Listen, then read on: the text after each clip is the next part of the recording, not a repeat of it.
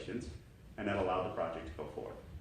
But that took us concretely tying that to real people.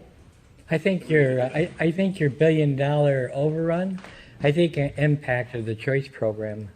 I think it actually tied the hands of the VA for veterans to be taken care of. Taken care of with Yeah. the ability to choose their health care because that resource went over there. Right. The Erie VA, they held back a year to send me anywhere. I'm dying from cancer. I have 4 cancers now. And I handled Agent Orange for 10 years for the United States Air Force on Guam. I was with the B-52s. We had 260 B-52s on Guam, but the in-country vets, they got taken care of with the Agent Orange Act. Well, I just recently got a letter about a week ago from Tom Murphy. He's I guess he's a big shot with the current secretary of the VA at VA headquarters, and he sent me a letter saying, you guys that were outside of Vietnam, you don't count, and you don't fall under the Agent Orange Act. And I was a guy that handled the drums and mixed it by hand and power sprayed it on the island over there, and I sprayed over 1 million gallons of it by myself over a 10-year period. Well, now this Dr. Robert Haddock, the chief epidemiologist for the island of Guam, he's going to release a report, a medical report, showing all of the thousands of veterans that were affected by it, and the current residents over there. They got the highest cancer rate in the world on Guam, and it's from that dioxin in the soil. So you actually sprayed it in Guam? Yep. Yeah, I hand pumped it into the 750-gallon trailer. I'm a POL guy. I used to refuel the B-52s. Well, we handled the diesel fuel. That was one of the ingredients that they put in with the herbicide, the Agent Orange.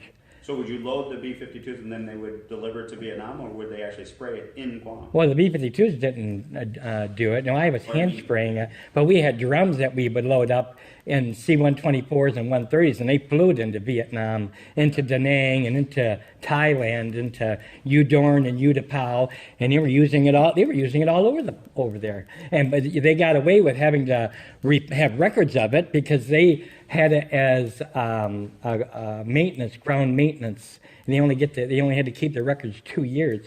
And I was spraying the fence lines, the perimeter fences, the pipelines. I had a guy find me 40 years later, and he remembered calling me a name when I would drive by spraying the herbicide, and he called me a little bastard. Well, he remembered me 40 years later. On the internet, he found me, and he was fighting the VA for years. I've been fighting him 28 years. On the documentation, because they don't have the documentation. Well, no, the way the laws are written, your gray area, Yeah. the gray area falls into the way Congress wants to interpret the law. That's what you're talking about, gray area, interpreting the law. And the interpretation of your choice program and the interpretation, the laws are written to be interpreted by a normal man. They're not written, to really take care of us. The gray area is going to put in the loopholes so they don't have to do it or they don't get fired.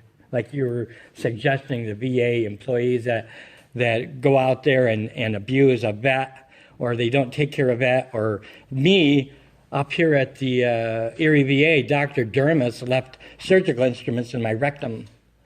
From a colonoscopy they performed in January of 2015. Then he said I wasn't cancerous, and they sent the biopsies down to the Pittsburgh VA, and it came back that he said I wasn't cancerous. Well, I didn't believe him, and neither did my wife, and she asked him before he did the surgery, are you going to cause any infection in him? Well, that's exactly what he did. He caused a severe infection in my rectum and my colon and my cheeks and my rear end. And if it wasn't for, Dr. Clancy, she used to be the Undersecretary of Veterans Health Administration. Yes, I do know. No. She called my home, and she's the one that saved my life. She got me in to see a Dr. John Riley over on State Street. They took care of it. Dr. Riley got me right in to do surgery at Hammett on June 10th. And he put in hoses in me to drain this infection that was caused by Dr. Dermis at the Erie VA. Well, see, this is exactly, so we're going to follow up, and I think we have them. This was ringing a bell that I got into some of our, because I get reports. His information, sir, went down to D.C. to the legislative team Okay. to try and look into some sort of modifications on that stuff. Okay. Yeah, they won't touch the Agent Orange Act. They're going to let that run out. the Agent Orange Act, and there's a couple of bills that I was been trying to get you to support. And one was that HR 1769, the Toxic Exposure Research Act. Okay. My granddaughter was severely affected by it. She was born with 12 fingers and 12 toes and autistic. She has Asperger's syndrome. And now they discovered she's been blind since birth. Both of her eyes are deformed. And, Well, this is why we come, because we want to, so, because this one's ringing a bell. So, okay. Both of the pieces. Oh, you got both of Mr. them? Foster? yes, I We am. do have both of them here too, so we'll definitely look into the pieces of legislation. There's a lot of kids right here in Westfield that have been affected by it. Well, because what we try to do, and just so we all understand how we operate, you know, we represent 717,000 people. So I try to do the town halls, I try to get out there, we've done the surveys, we do the teletown halls, we try to get out there and we try to talk to people as much as possible. But as you can imagine, difficult to talk to all 717,000 people, or for us, me, to keep it all up here. But what I try to do is at least look at the weekly reports. We get a weekly report from the team, and we look at the different cases that come through in a general sense, and I follow up with individual cases on occasion, just because I want to make sure the quality of the office is operating. So that's how we operate. So we want to make sure that you understand. We're open. We want to help. Jim Zumwalt was going to call you. He's the son of Admiral Elmo Zumwalt. Okay. And he was going to call you and talk to you about what's going on with all these guys that are dying from this Agent Orange. And the VA, what's wrong with your gray area is precedent setting doesn't happen, even when it goes to the Court of Appeals. And you know how long it takes for a guy to get a claim up there? 10, 20 years to get a claim up to the Court of Appeals. You guys know that. And the precedent setting place, it has to change. Appeal can sit at the BVA, and that's the step before the court. Appeal can sit at the BVA for 2 years. I had a personal claim that sat 18 months at the BVA. See, That's short. That's where I know we work together, we work in our office. We just got to pound them, and it's They're blocking. still spraying Agent Orange. It's in Roundup. Yeah, that's. But not the same level. It's still there though. The dioxin's still there. We're still being affected by it, and the vets that are coming, that have been affected by it, are getting reinfected, or affected. Oh, we got some red questions.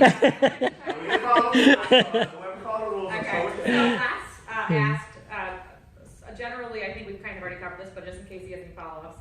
Does House have the ability to measure DoD efficient use of appropriations? And the second one I think is a little more important. How does Congress communicate to veterans changes in law, appropriations that directly affect veterans' lives, healthcare benefits, retirement, etc.? So how do we communicate when we make changes? Yeah.